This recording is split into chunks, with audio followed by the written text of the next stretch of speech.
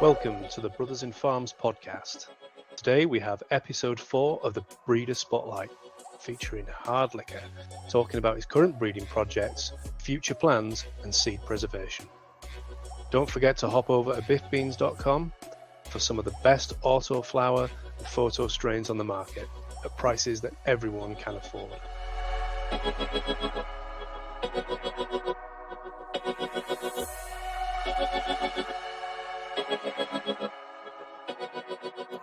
Okay, good to have you, Hardliquor.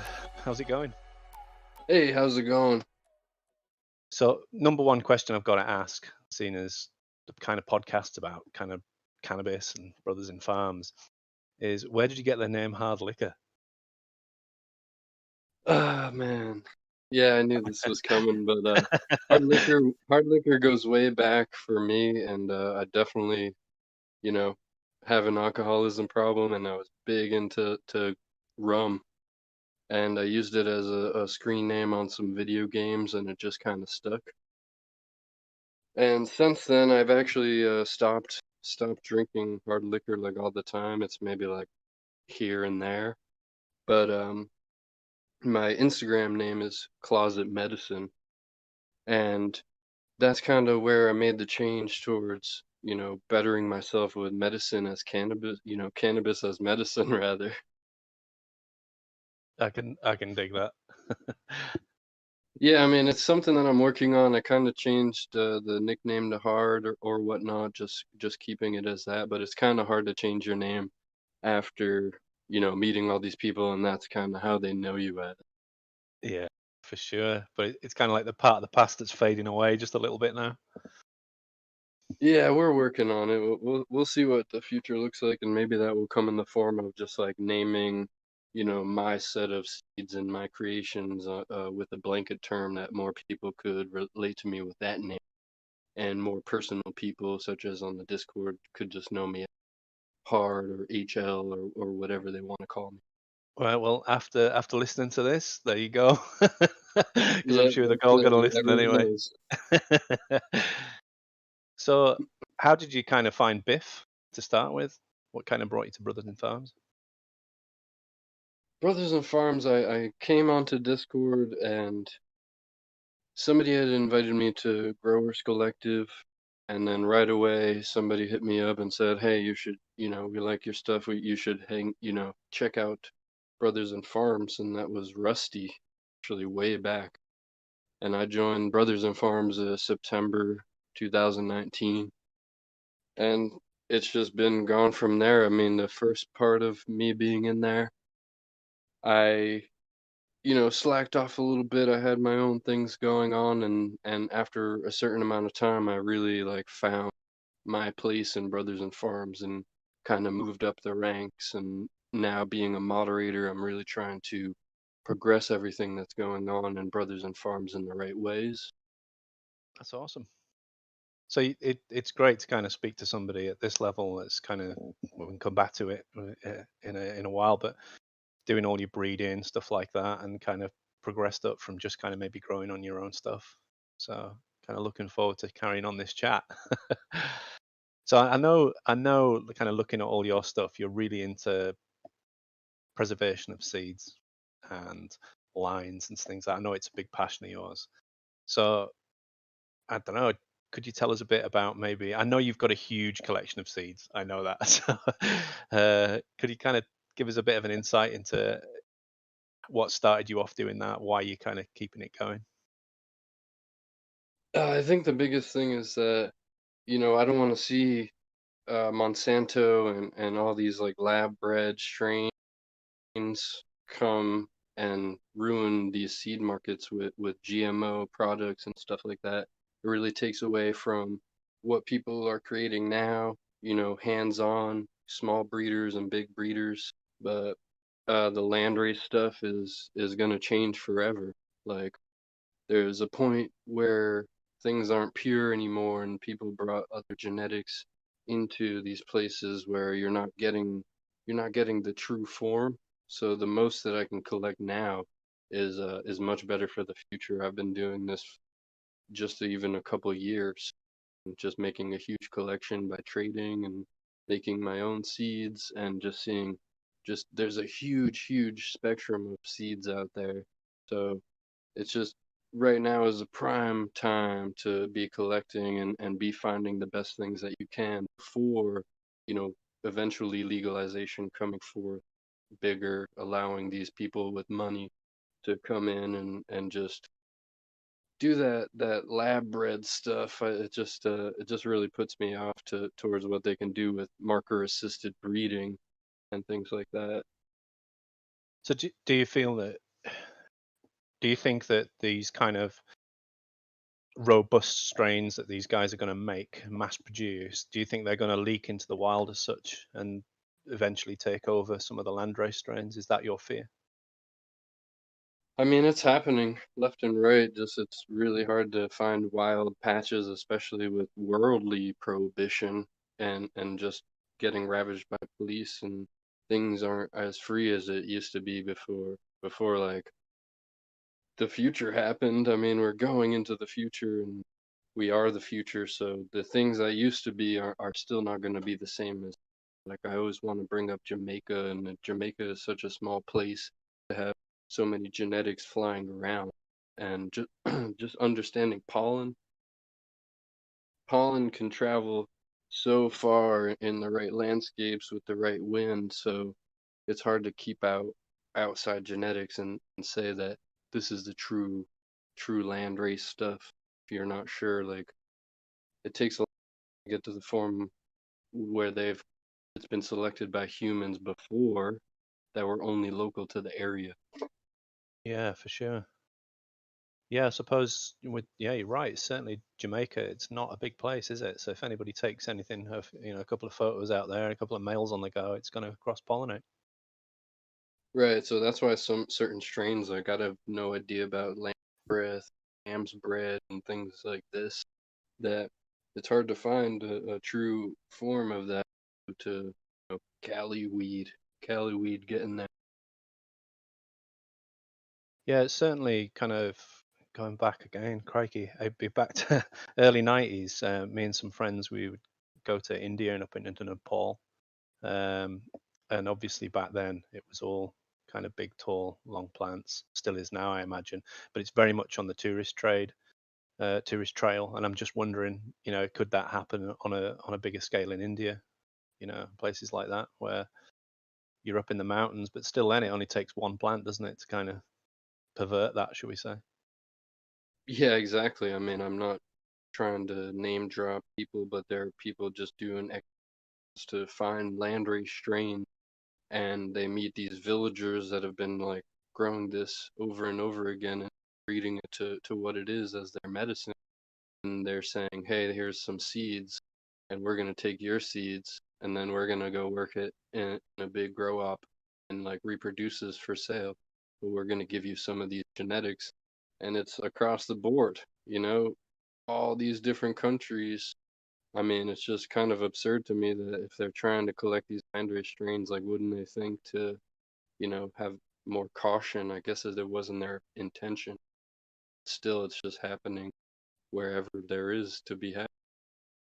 Right now, you just gotta, pick up what you can. I mean, it was really hard for me to get landrace strains at first, but you network and you network and you find these people that are actually like been working these seeds, like old school seeds, especially people who have seeds in their collection from their uncle or something that gave it to them, or their you know their relative was out in the war and picked up these seeds from wherever. It's like those are pretty valuable seeds as long as they're stored.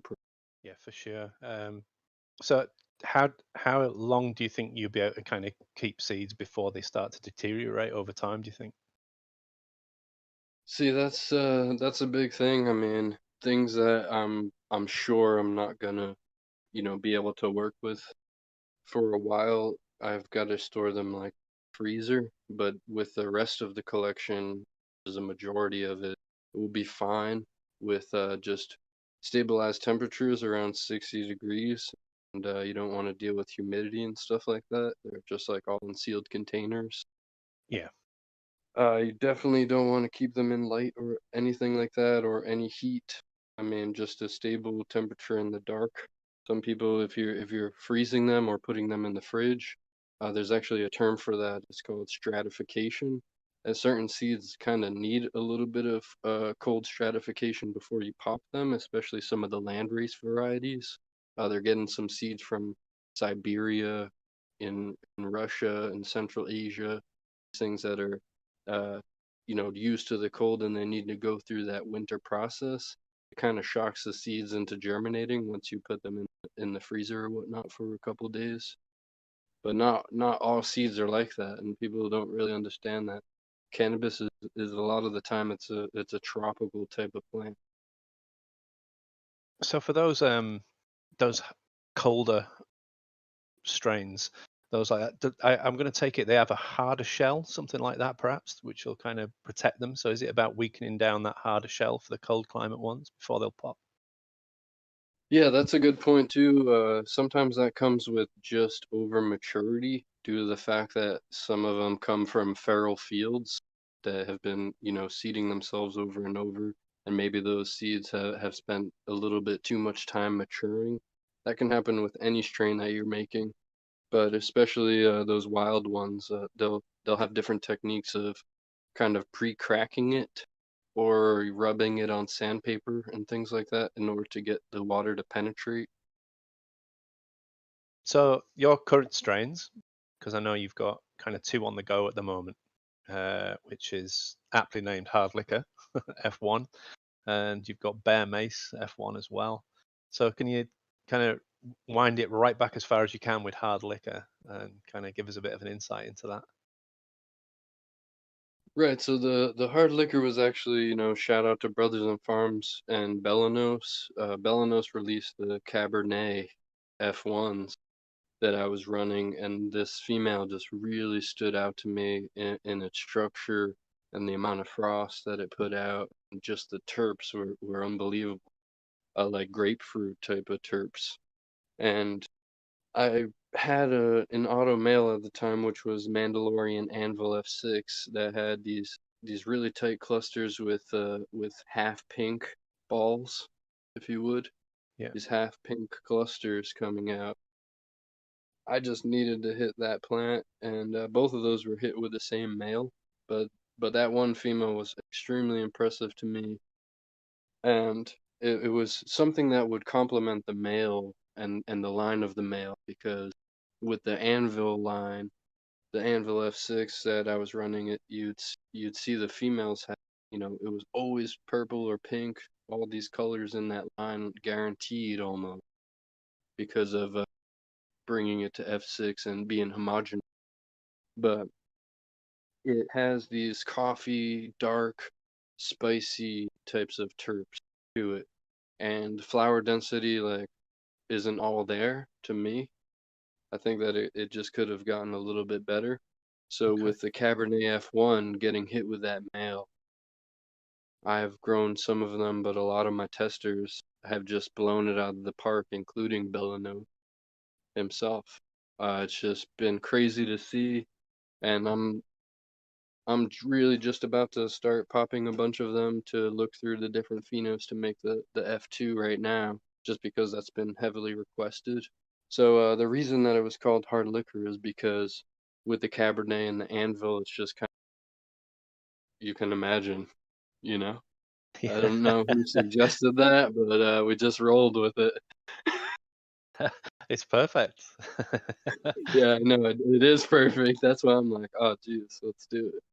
I really want to work that in as a regular strain, and I know everyone wants fems, but I just want to line this up and line breed it. Find the F2s and maybe make a few different versions of the F2 using one of the males and a few different females, because testers have shown a lot of different colors. There's the dark purple and the pink all over.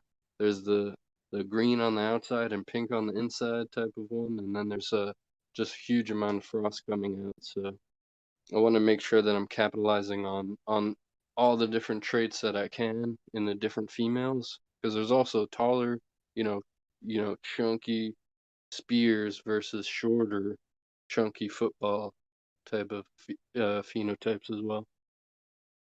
Cool. I've seen. I don't try who I saw as recently. Is it Poe that's been growing out so some? Oh, Pooh, yeah, Pooh. Pooh, sorry. Yeah. Yeah, he grew those out. I didn't really get too many updates, and just got the updates at the end, and those were absolutely ginormous plants. So Yeah, just big and everything at pink first. those, weren't they? Yeah, Donkey is one of our members in the Discord, and he's getting some pink ones that he just harvested, and Jay is a big one that's been growing for me, another member in the Discord that's been running through both of my strains actually, as well as JSK, who maybe people know. I think he's gonna be in the previous podcast. Yeah, he's in the round table one. Has a few of them are. Yeah, the round table. Yeah. So yeah, But I've seen JSKs recently. I've seen those because he's been kind of starting to post a few more now. They're in flower, and they look pretty awesome as well. right, it's just they're blowing it out. I mean, I think the Cabernet line has kind of smaller plants too, where the anvil complements that in the way where there's bigger phenos from that anvil. The anvil line, I think, really wanted to dominate some of those. So I want to make sure I have a good mix in the offspring. So is working with the Mandalorian anvil, is that something that you kind of discussed? It's Dan, isn't it, from Mandalorian? Did you kind of ask him about that, or did you just think, fuck it, let's grow it? Right, with Dan, I mean, we've gone back and forth for I guess a couple years now, and I sent him a lot of those F1s for him to do whatever with, and I've been kind of keeping tabs on him and sending him updates of some of the tester things, saying, you should try to cross this with something or try to at least grow it. But Yeah. he's been a really great guy. He's been a really great mentor to me over the couple years, and I've got nothing bad to say about the guy. I love his work. Put a lot into it. He started on autoflower.net, and you can see some of his past work. And his Instagram is full duplex underscore AFN or something like that. It should come right up if you look up Mandalorian genetics as well. Awesome. On that subject, what's your Instagram? My Instagram is Closet Medicine. That was something that was the transition of me kind of getting away from hard liquor.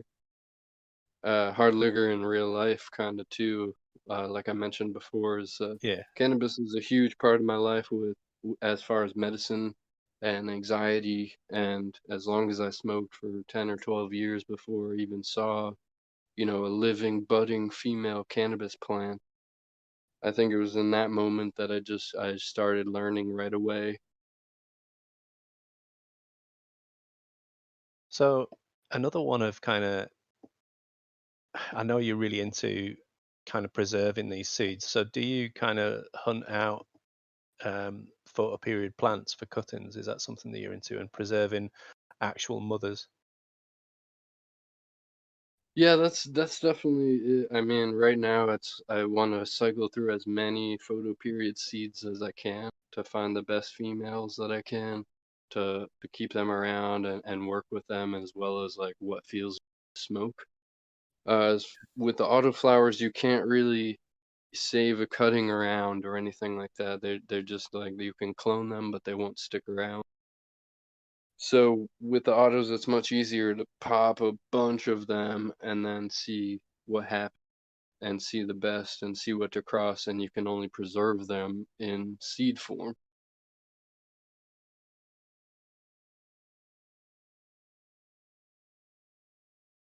So what Uh, what have you got in mind for future lines? I know you're kind of currently working on the Hardliquor and Bear Mace, but what have you got? Have you got a kind of anything you know that you want to do? I know kind of looking at what you've got stashed in that big cupboard of seeds of yours, I'm sure there's plenty that you want to do. Oh man, it goes on and on. I'm really looking for deep chunk, just like any IBL version. That probably is like an advertisement if anyone's listening. But I'd love to trade for any deep chunk. Tom Hill is great. I love his work. I'm looking through a bunch of stuff, and I like to, keep a lot of Brothers and Farms gear around in the arsenal, as well as trying to breed it. So the biggest thing, I guess, is the Australian Bastard as far as longevity in the future goes. I'm looking through a lot of Australian Bastard and even Autoflowering Bastard. But just to go further into that is Australian Bastard is this mutation in this wild plant that was found in Australia, and it has these mini leaves that kind of look like duck foot, but they're not really related. They have a lot of different expressions in their leaves, but one thing I've noticed, especially in Auto Bastard 1.0 by Hybridtech, is that there's barely any trimming to do or defoliation, and the flowers just get rock hard. It's just been ridiculous. The apical dominance stopped just with one training. I just tied it over one day, and all the side branches came up and stayed even with the top, which is a huge trait for what I'm looking for. As far as I like a nice canopy. So naturally, it doesn't produce smokable cannabis. Am I right there?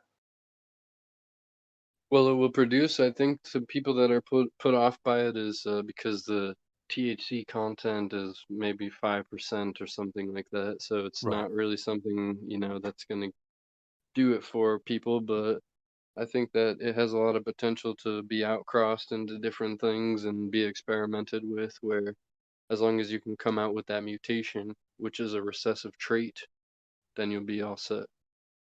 Cool. I have seen you post a couple of pictures of kind of growing that, and I didn't know that history behind that plant. So I just kind of assumed it was some sort of freak show that you were kind of you'd found. I just thought, what the fuck is that that he's got? Right, like people think it might be related to duck foot or freak show, but that's just not true. Right. They're completely different mutations, and once you cross these things, they do act funny, but you're not.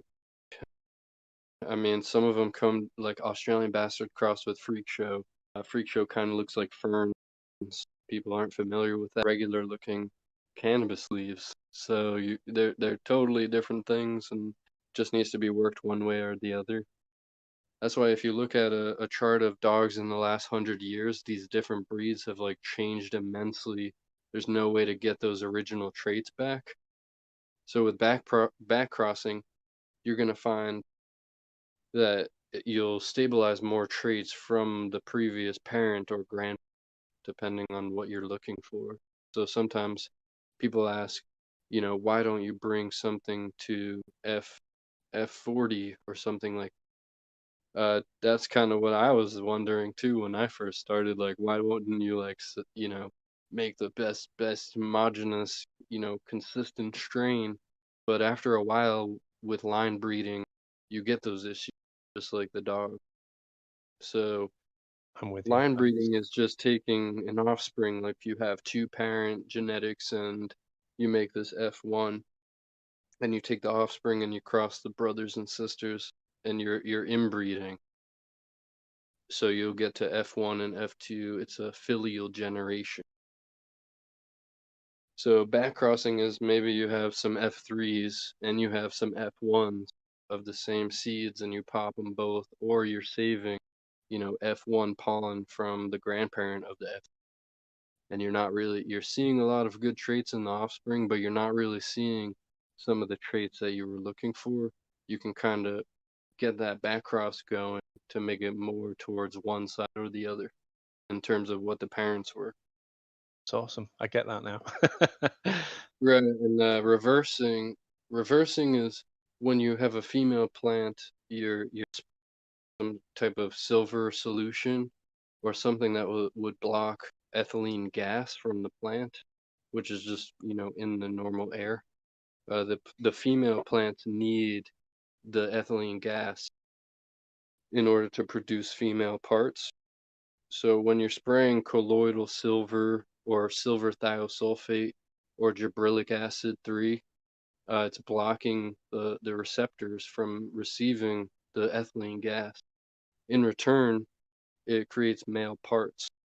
So the male parts coming from a female plant, it's basically herming, but they don't, you don't call it herming because it's a chemically induced herm versus a herm from stress like light leaks or just, root bound or anything like that.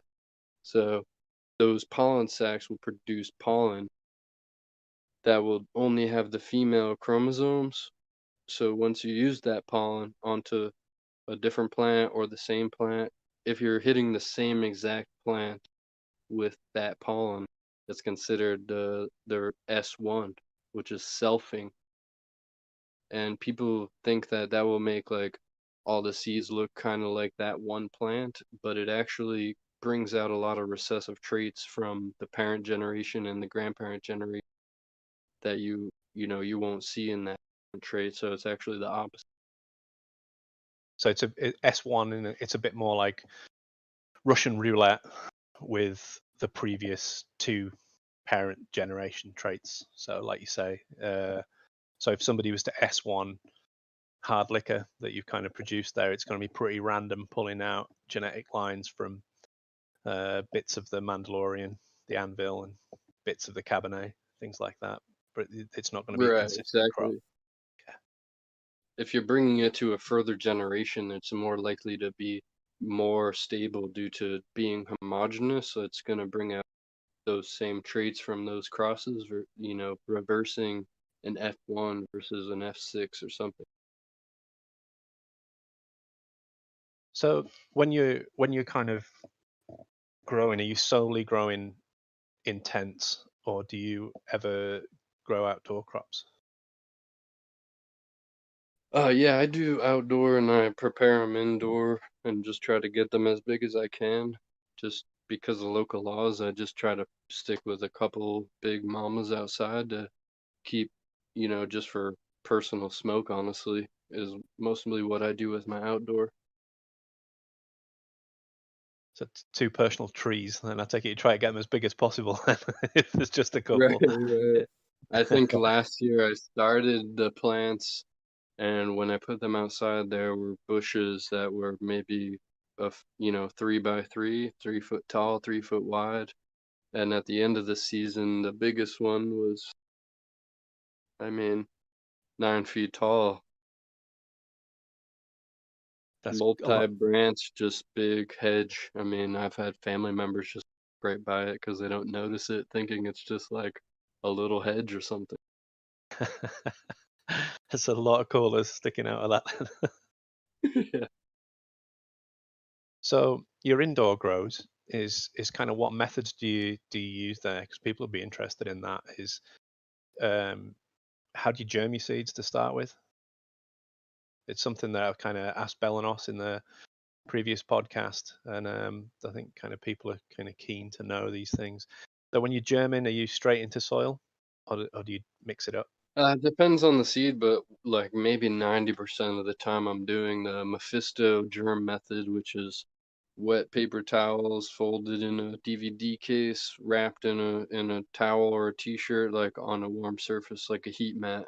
And that's worked a lot of the time. I mean, that's barely let me down at all.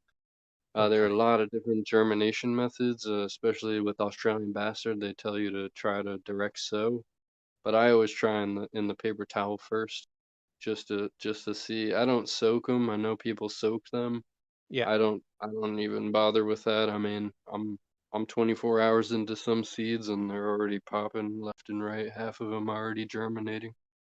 So are you kind of planting them at that point when tails are only just bursting out of the seed, or are you waiting to get any kind of length?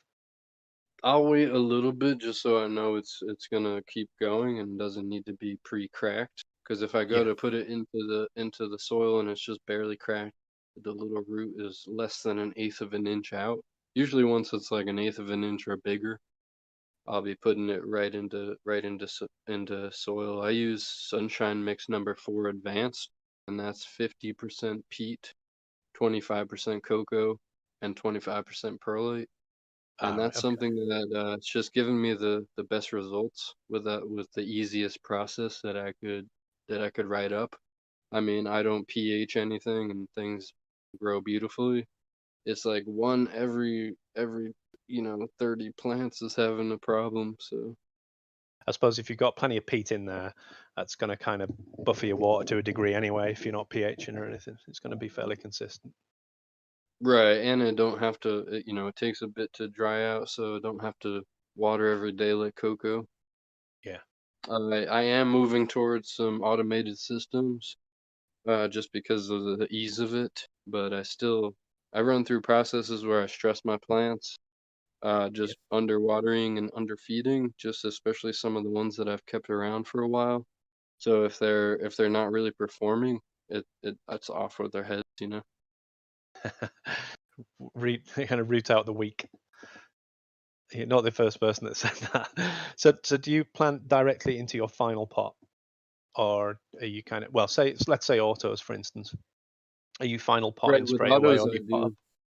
Yeah. Autos I definitely do, and I have been seeing some stuff, especially, from Full Duplex and Mandalorian Genetics. He's been working with people who have been experimenting with seeding trays and then transplanting them all after a certain amount of time.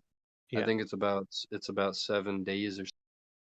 There's some information about Ruderalis that just because of the time limit that it puts you on, it's tough to be transplanting it, but it's just the way that it works. I mean, the Ruderalis seeds when you're planting them in a smaller container, the roots can max out. Like the tap root of the seed is basically going to shoot itself down, see how much root space it has, and then kind of base the growth off of that. So that's why different size containers will be different size plants, or different size watering systems too can affect that. Sure. So initial feeding then, if you're using kind of the sunshine mix, I take it you just pretty much water at the start. Well, sunshine mix is inert, so I'll actually saturate the pots with nutrient water before Oh, I even plant the seed. That's okay. never burnt anything for me. Just because once the seed pops, it takes a little bit for it to actually dry out the pot unless my temperatures are high, which my temperatures are typically low. A lot of the different, variables, a lot of variables with trying to teach people how to grow or teach people what I do. It's like my setup is not going to look like yours. Of course. So what kind of nutrients are you using when you're pre-soaking? I used a bunch of stuff in the past, just went through a bunch of different things, and I think the easiest thing for me is the mega crop one part. I mean, it's just been so simple, and I'm gonna be moving towards the automated watering system like Blue Mats or something, and they typically advise for just plain water using those. So with the mega crop, you might get some more clumping in the lines.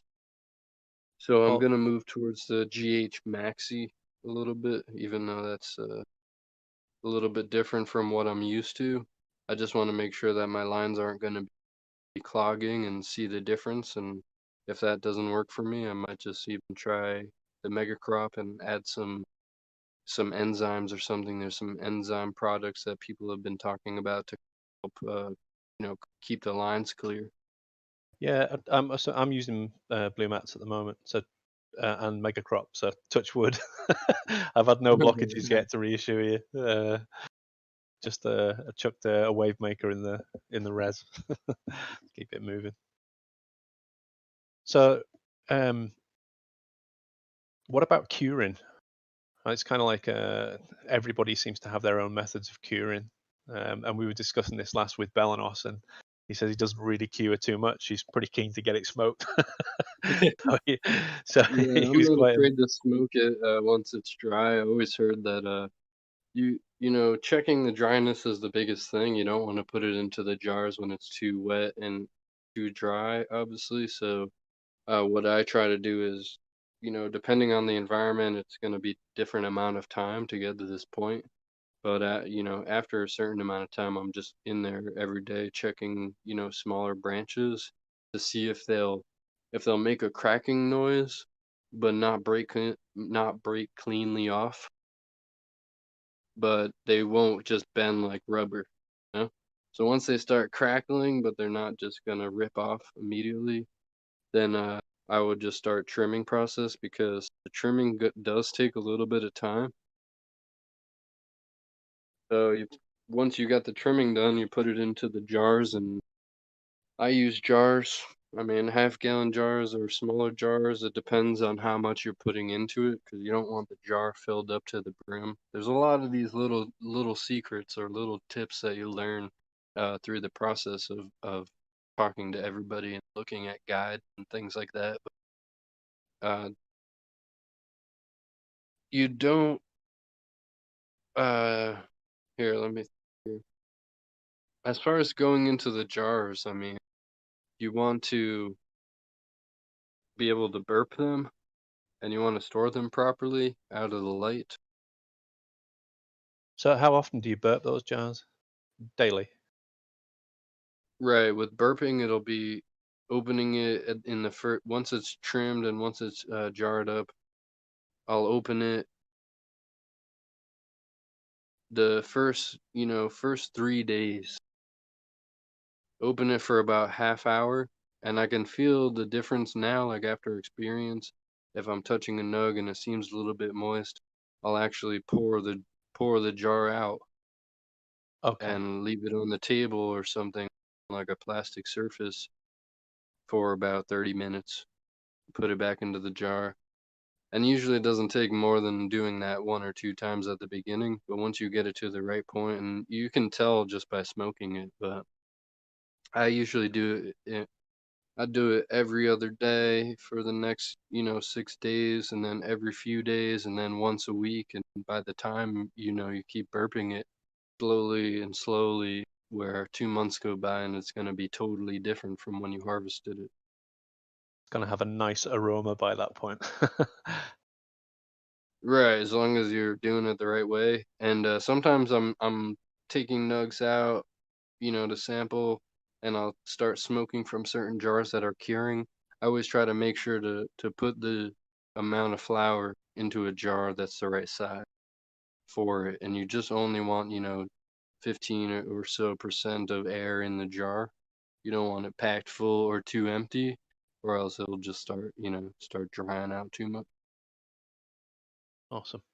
So most people kind of um, people that'll be listening to this podcast, but there's people within the community. So what kind of role do you play within Brothers in Farms now? Because you were saying earlier on that you just came in and met people, people introduced you to Brothers in Farms. So what do you do now for Brothers in Farms? Right, the biggest thing is just my activity. I love to go on there and interact with people, but I have been doing a lot of the proving ground servers where people enter, where anybody can join our Discord, but they kind of have to answer some questions, make sure you'll be a good fit. So I've been doing a lot of interviews for that, where you'll be able to talk to me, you know, one on one. Sometimes it's really friendly, and I have great conversations with a lot Yeah, of the new people. And sometimes I'm just you know, kind of different times where people don't seem like a good fit, and it's a tough thing. But honestly, a lot of the people coming through have just been great. Some people, like I like to tell them, is you either find a family in here or you don't. a big mama bear. Yeah. So people think that they're all in it, and you bring them in and they don't show their face, and we just don't like a lot of lurkers. So I'm really trying to feel people out and get to know people and help them understand, you know, what we do in building the community and what we're evolving around, and help people feel comfortable with coming in and sharing their grows. It's awesome. So which other breeders do you think are you kind of looking at? I kind of always ask this question because there's a few of the guys are always catch my eye. So have you got your eye on any of the other breeders' work at the minute, other than your own, within Brothers in Farms?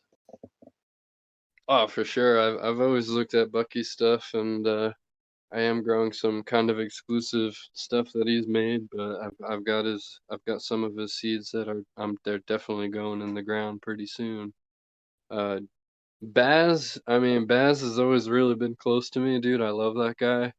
He is definitely a really good guy, and I've kind of sent him a bunch of stuff to try to do some work with. So we'll see. I think that he's gonna be able to make some killer stuff coming up. That's gonna compete with his previous gear.